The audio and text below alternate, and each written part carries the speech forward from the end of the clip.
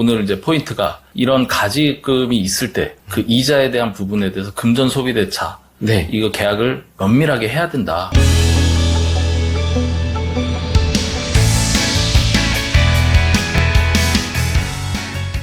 문제를 남겨주시면 답은 저희가 찾겠습니다. 저희가 지난 시간에 가지입금에 대해서 해결하는 이제 둘째치고 문제점이 뭐고 왜 발생하는지 여러 가지 이제 사례를 가지고 설명을 드렸는데 오늘은 그 가지입금을 사용하게 되면 즉 법인에서 대표자가 업무 무관하게 이제 가져가면 그거에 대해서는 돈을 빌려갔으니까 이자가 발생할 거 아니에요. 이 이자 지급 처리하는 게 상당히 중요하고 놓치는 경우가 많기 때문에 이걸 좀 디테일하게 파고들려고 하는데 자 일단은 법인이나 그 다음에 대표자 입장에서 이자 지급에 대한 어떤 세금 문제 어떤 개념으로 접근하면 좋을까요? 일단 가지입금이라는 거는 이자가 발생을 하죠. 그렇죠. 빌려갔으니까. 네. 법인은 받는 쪽이고 이제 법인이 받는 쪽이에요. 돈을 그렇죠. 빌려줬으니까. 대표자가 가지입금이 있으면 이 대표자는 돈을 주는 쪽이죠. 그렇죠. 이게 이제 이 법인이 금융기관이 아니잖아요. 대법이 아닌 경우에는 이 이익이 비영업대금 이익이라고 하거든요. 그렇죠. 영업으로 번 이자가 아니고. 그렇죠.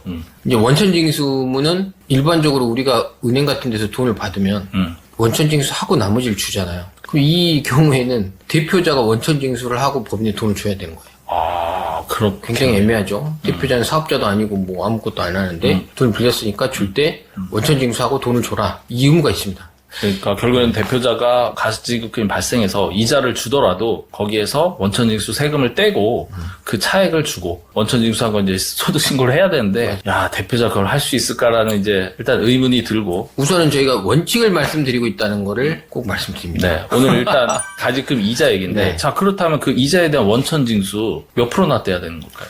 27.5%예요. 그럼 예를 들어서 내가 몇 억을 빌려서 이자가 만약에 1,000만 원을 줘야 된다. 그러면 거기에 27.5%를 뗀 나머지 그러면은 775만 원인가? 네, 그거를 네, 지급해라.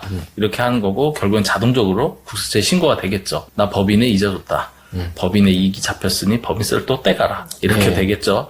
자, 그런데 이게 언제 이자를 지급해야 될까요? 일단 이게 이제 표현은 어려운데 뭐 지급 시기, 귀속 시기 이게 같아서 그냥 같이 설명을 드리면 빠른 날로 하는 거거든요. 네. 약정이 있어서 약정에 의한 이자 지급일이 있다. 그럼 그 약정일 날, 이자 지급한 그 날이 시기고요. 원천징수도 그때 해야 되는 거고. 약정이 없거나 이제 이자 지급일보다 더 먼저 이자를 지급한 경우 있잖아요. 그렇죠. 그러면 이자를 지급할 때 하는 겁니다.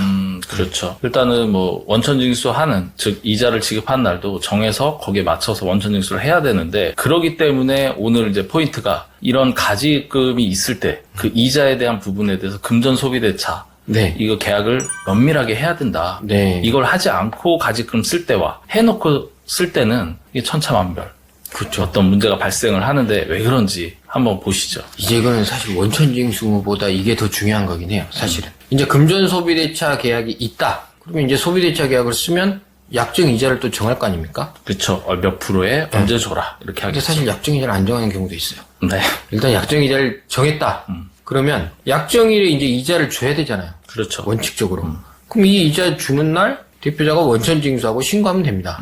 그렇게 돼 있는데 만약에 약정일에 이자를 안 줬다. 그러면 사실 약정대로 하면 법인은 돈을 받을 게 있잖아요.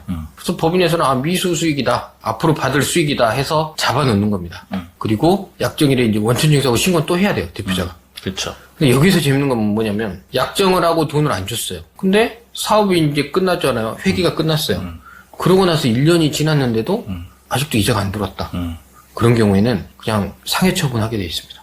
이자에 대해서. 네, 이자에 대해서. 이거는 이자가 아니라 네가 돈 급여 받은 거다. 이런 형태로 상해 처분을 하게 돼 있습니다. 그러면은 소득세도 내고, 그다음에 그 이자도 나중에 또 갚아야 되고. 아니죠. 이자를 갚는 건 아니라 이자가 그냥 상해 처분으로 소득으로 그냥 떨어져 나가는 거죠. 아, 그렇군요. 일단은 갑자기 세금이 대표자 입장에서는 더 내야 되는 상황으로 발생을 그렇죠. 하는데, 네. 일단은 소비대차 계약이 있으면은 거기에 있는 약정일과 이자에 맞춰서 지급하는 것. 네. 그리고 거기에 맞춰서 지급을 못했을 때도 일단 기간이 너무 오래되면 네. 그 전체 이자에 대해서 상해 처분을 한다. 그래서 세금을 낸다. 이렇게 이해를 해야 되는데 근데 계약서 안 쓰신 분 상당히 많단 말이에요. 왜냐면 내 법인에 내가 대표인데 뭐 그걸 써 해가지고 안 쓰신 분이 대부분이실 텐데 그렇죠. 자 이분들 어떻게 해야 될까요? 이게 이제 두 가지를 같이 이야기하면 금전소비대차 계약이 있는데 이자 약정이 없다. 요거랑 아까 예. 금전소비대차 계약이 아예 없다. 이런 경우 약간 좀 좋은 거는 원천징수 의무는 없어요. 뭐 약정한 게 없어서 위치 안 좋으니까. 네. 근데 이제 문제는 뭐냐면 그래도 무조건 그럼 이거는 상해 처분입니다. 이 이자에 대해서 이 이자를 법인이 손해 본 거잖아요. 그렇죠. 그거는 급여 준 거랑 똑같이 처분해서 상해로 처분하는 겁니다. 일단 지금 오늘 얘기가 조금 어렵기는 한데 네. 좀 이렇게 정리를 해야 될 것 같아요.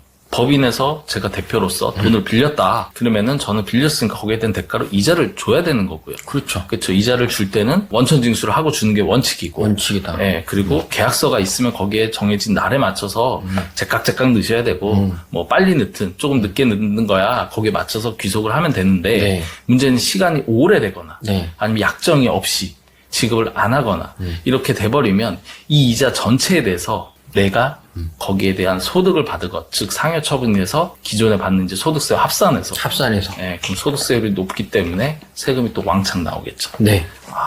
상당히 일단은 가지금 이자 부분만 지금 원금 얘기는 아예 하지도 않았어요. 원금을 맞아요. 어떻게 정리할지는 아예 얘기도 안 했고 그 얼마 안 될지 모르는 이자인데 이런 얘기 하죠.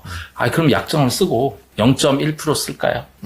네. 왜냐면은 뭐 이자 많이 줄 필요도 없고 조금만 주고 싶으니까 그런 생각하실 분 있을 것 같은데. 그게 안 됩니다. 그러겠죠. 가지금 인정 이자가 방법이 여러 가지 있지만 일단 기본적으로 4.6%다. 이렇게 생각하시면 돼요.